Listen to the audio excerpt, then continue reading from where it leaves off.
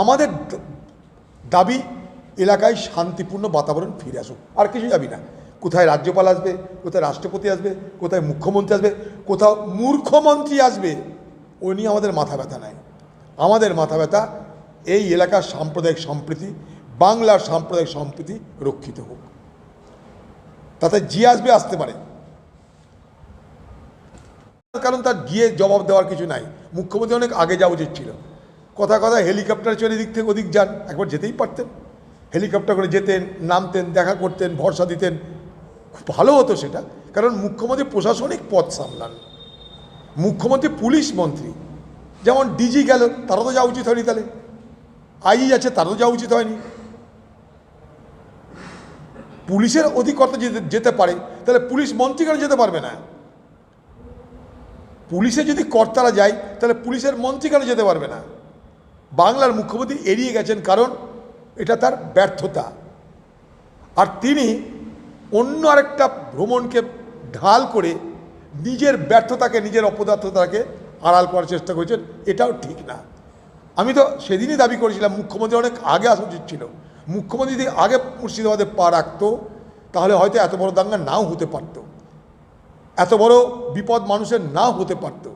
মুখ্যমন্ত্রী যদি এখানকার পুলিশদের সঙ্গে একটা ভিডিও কনফারেন্সিং করে জানার চেষ্টা করতেন যে কি ঘটনা কেন হচ্ছে, তার জন্য থামানোর জন্য যদি নির্দেশ দিতেন, এই ঘটনা ঘটতো না বলে আমি দায়িত্ব নিয়ে বলতে পারি, এই ঘটনা ঘটতো না। মুখ্যমন্ত্রী এদিক থেকে ওদিক যেতে তার কোনো অসুবিধা না। তিনি লন্ডন চলে যাচ্ছেন, স্পেন চলে যাচ্ছেন ঘুরতে ফিরতে, সেখানটায় তিনি কবিতা লিখছেন, পদযাত্রা করছেন, সকালে মর্নিং ওয়াক করছেন, কখনো সামনের দিকে, কখনো পিছনের দিকে, কখনো কবিতা বলছেন। এত কিছু তিনি বিদেশের মাটিতে করতে পারছেন আমাদের ঘরের মানুষের টাকা খরচ করে। তো সেখানটায় একটা হেলিকপ্টার করেই দেখেন আসতেন, আমরা হেলিকপ্টার ভাড়া দিয়েই দিতাম সবাই মিলে, আসতে তো পারতেন। এখানকার মানুষ খুশি হতো, ভরসা পেত।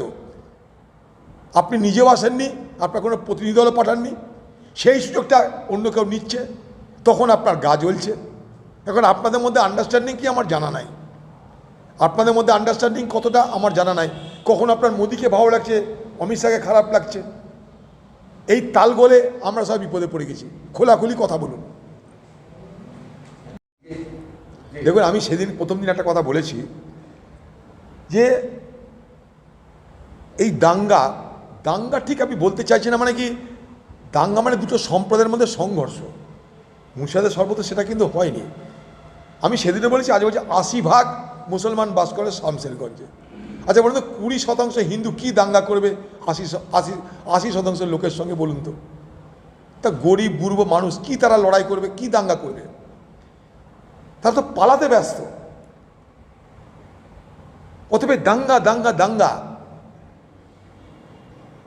এই শব্দটা আমাদের পরিহার করা উচিত। কিছু অশুভ শক্তি সেখানে মানুষের ক্ষতি করেছে, ক্ষতি হিন্দুর হয়েছে, ক্ষতি মুসলমানের হয়েছে, উভয় সম্প্রদায়ের হয়েছে।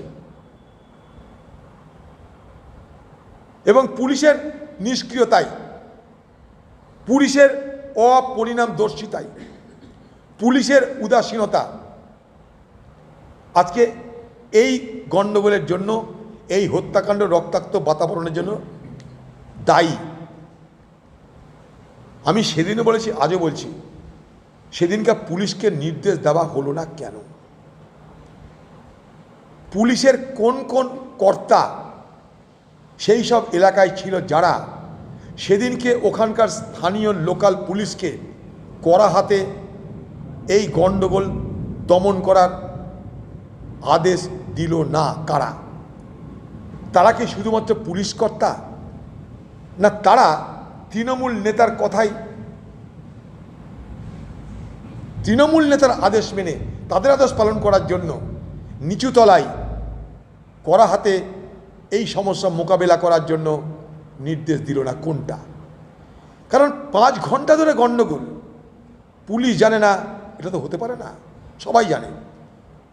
তখন তার ইন্টারনেট বন্ধ ছিল না, ল্যান্ডলাইন বন্ধ ছিল না, ওখানে তো পরমাণু বোমা পড়েনি, সবাই সব কিছু জানছে, দেখছে।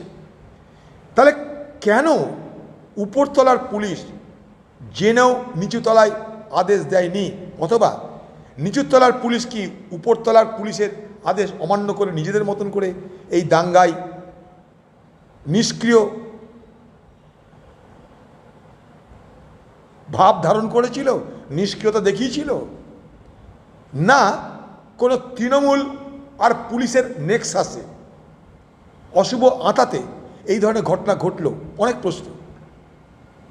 কারণ আমি প্রথম দিনে বলেছি, আজও বলছি,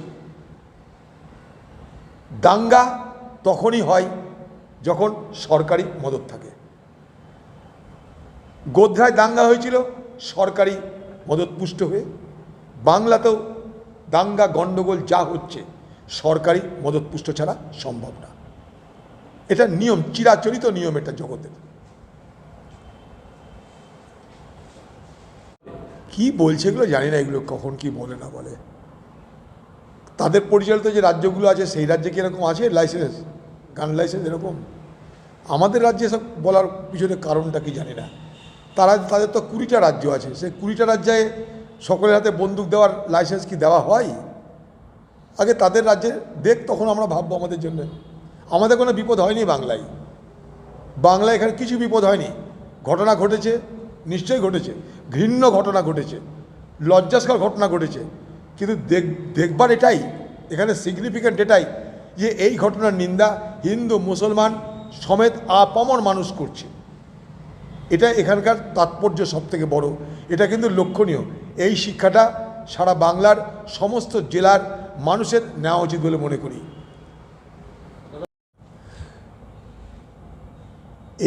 এ যে কথাটা বলছে লালবাজার, এটা আজকে নতুন কিছু নয়, এটাই নিয়ম, বরাবরেরই নিয়ম এটা। আমরা সারা জীবন কোনো আন্দোলন করেছি, জমায়েত করেছি, সেখানে যারা অথরিটি, সেই অথরিটির কাছে পারমিশন নিয়েই আমরা করেছি। তো এটা আজকে হঠাৎ করে এ বাতেলা কেন আসছে জানি না। কারণ সরকারের যারা শুধু নির্দেশ পালন করাটাই তাদের কর্তব্য বলে মনে করে, বাকি তাদের নিজেদের যে দায়িত্ব সে দায়িত্ব পালন করতে অস্বীকার করে, তারাই এই ধরনের কথা বলতে পারে। লালবাজারে কবে বলা হয়েছিল যে বিনা অনুমতিতে মিছিল মিটিং করবার ব্যবস্থা করা হোক? লালবাজারকে জানা ছিল না এটা? না এটা কোনো নতুন আইন? এটা তো আছেই, সর্বত্র আছে, সারা দেশব্যাপী আছে, যে কোথাও কোনো জমায়েত করতে গেলে কারা করছে তার একটা দরখাস্ত, তারা কে, তাদের সবাইকে খোঁজ নিয়ে অনুমতি দেওয়া। আজ দেখে মনে হচ্ছে যে চোর পালিয়ে যাওয়ার পর এখন ঘটে বুদ্ধি বাড়ছে। এত কিছু হয়ে যাওয়ার পর এখন ঘটে বুদ্ধি বাড়ছে। এবং আমার মনে হয় যে আজও তৃণমূলের নেতাদের যখন ইচ্ছা তখনই আন্দোলন করার, জমায়েত করার অধিকার কিন্তু থাকবে।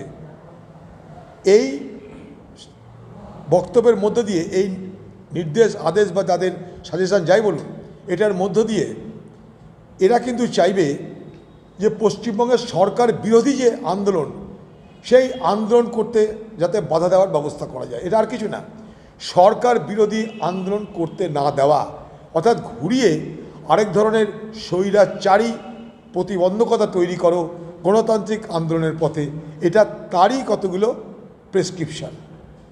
এবার সরকারের নির্দেশ এটা করছে, সরকারের বিরুদ্ধে আন্দোলন বরদাস্ত করতে চাইছে না, বরদাস্ত করতে পারছে না, বরদাস্ত করবার ধৈর্য দেখাতে পারছে না। তাই আইন করে প্রতিবাদ করার মুখ বন্ধ করে দিতে চাইছে। দিলীপ বলছে